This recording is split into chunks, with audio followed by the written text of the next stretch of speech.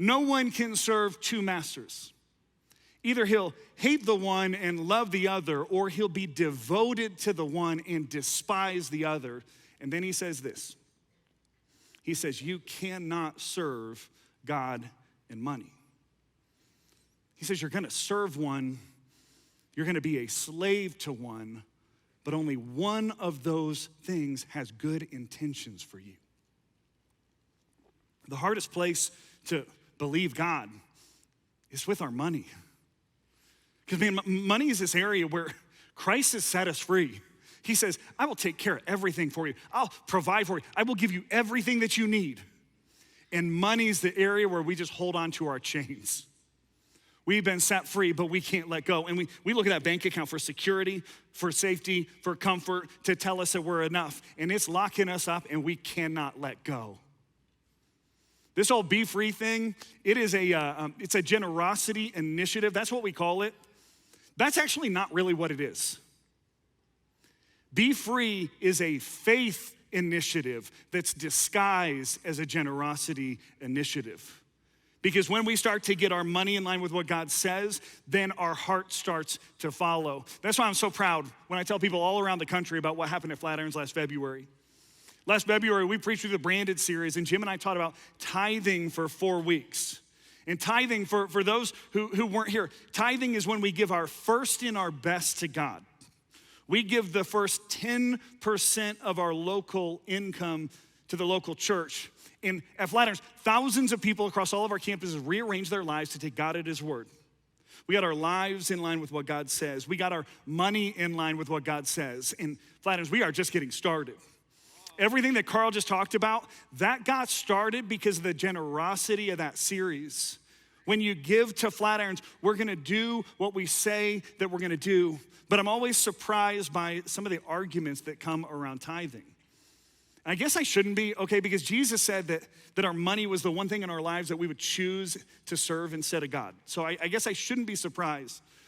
But the comments around tithing on social media are just something else, okay? And we picked out a couple of them. People will say things like this. It's right, like essentially what they're saying is the New Testament never says to tithe. Jesus never says to tithe. And if this is an argument you've heard before, you should have that person go read Matthew 23:23.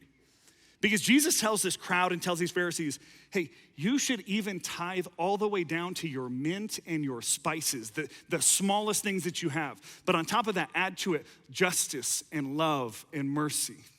Or here's another one we found. It says, hey, tithing's not in the New Testament, giving's the mandate, so forget your 10%. Jesus just says be generous, never says tithe 10%. Now, first of all, I've never heard this from somebody who's planning on giving more than 10%. Okay, never. All right, if that's you, you would be the first, okay? I'm open to that. But second, I don't think we wanna make this argument. Because the level of generosity is in proportional response to the level of the sacrifice. So track with me. The Old Testament, the sacrifice was an animal, and the response of generosity was the tithe, 10%. So fast forward now to the New Testament, to today. The sacrifice was what? Was Jesus, the only Son of God. So what is the proportional level of generosity that's proportional to that? Probably less than 10%, right?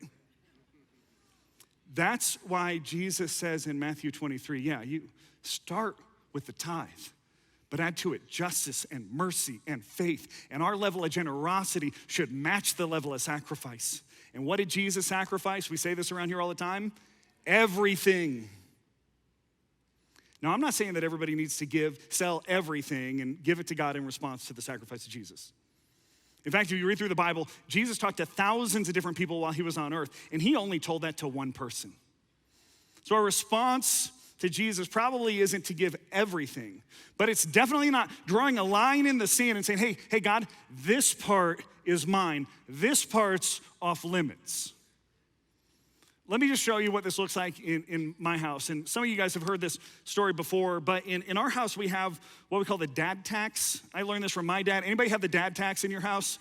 It's just right, some hands proudly go up. It's just like if your kids have some french fries or candy or whatever, you're like, hey, dad tax, let me have a Twizzler. And I'm trying to teach my kids a point of view on taxes from a very early age, okay? Like that's what I want them to get. And so my youngest son, Ford, I buy him this huge thing of Nerds.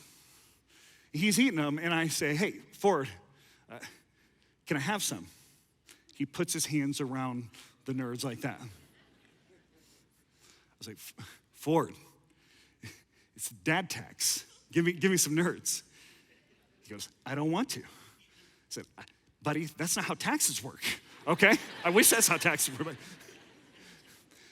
said, buddy, can I have a Nerd? And so he pours these Nerds out in his hand. He takes one Nerd and he holds it out for me. I remember just being like, dude, don't you know I just bought you the Nerd? I can afford plenty of Nerds on my own. I'm the one that gave you these Nerds in the first place. Come on. And then I started to think about my relationship with money and with God. And I thought about how often, when it comes to generosity,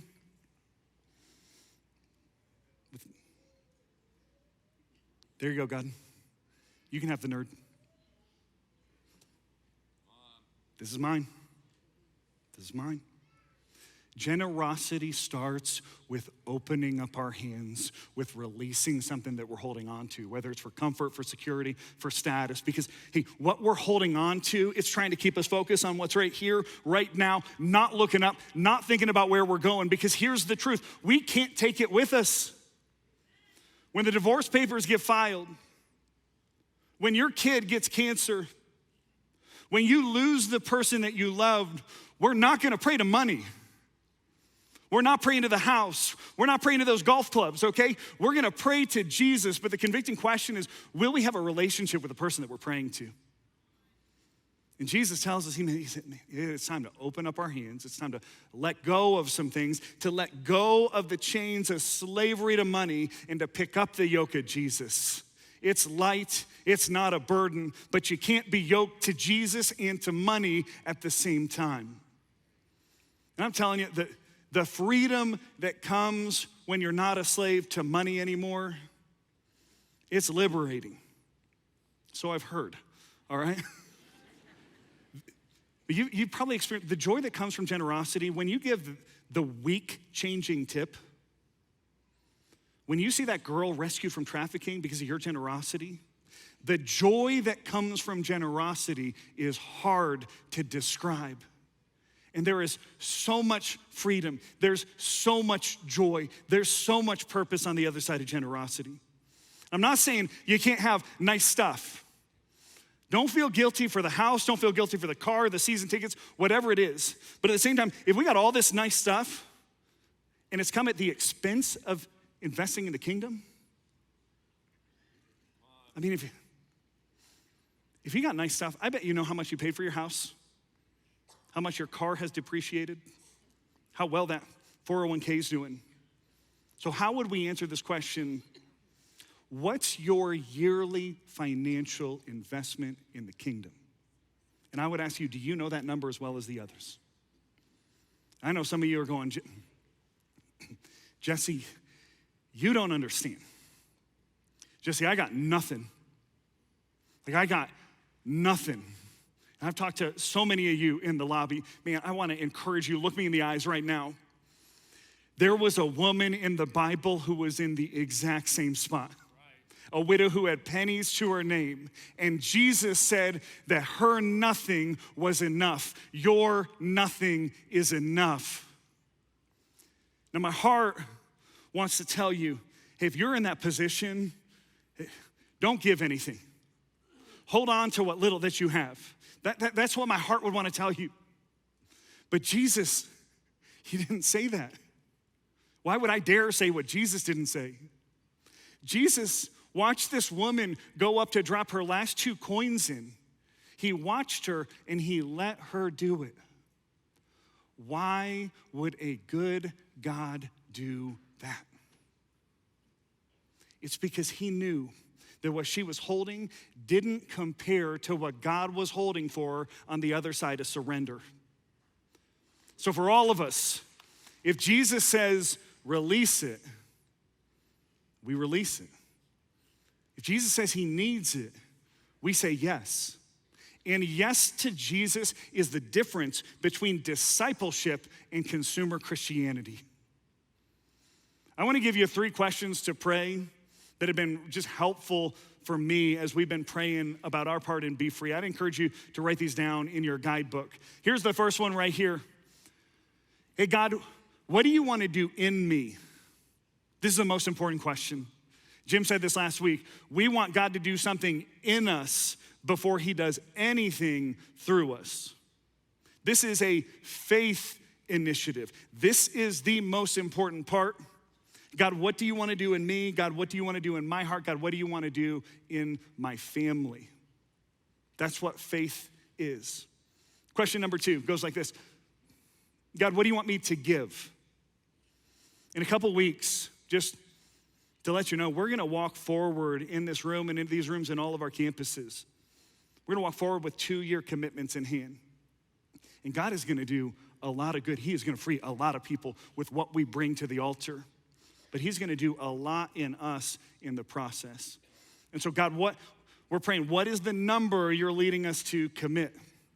And as Kara and I have been praying about this, I'll tell you, right now, Kara and I, we got teenagers, and I don't know if you know this, teenagers are expensive, okay? Like, we have more expenses than we have ever had. And so this number that we feel like God's put on our heart, we're like, God, I don't know how we're gonna get there. And the difference between what God calls us to and our understanding about how we're gonna get there, do you wanna know what that's called? That's called faith. Are we gonna take God at his word? Here's number 3. God, is there anything you want me to sacrifice? Is there anything that you're holding on to that you need to let go of? Is there something like the early church where it describes them, you sell the field and then you lay that money at Jesus' feet? I don't know what that is for you. Golf membership, guitar collection, second house, tech upgrades yearly, whatever that is. God, what do I need to sacrifice? I'm telling you, pray the prayer. I've done it. Kind of wish I hadn't, okay, to be honest.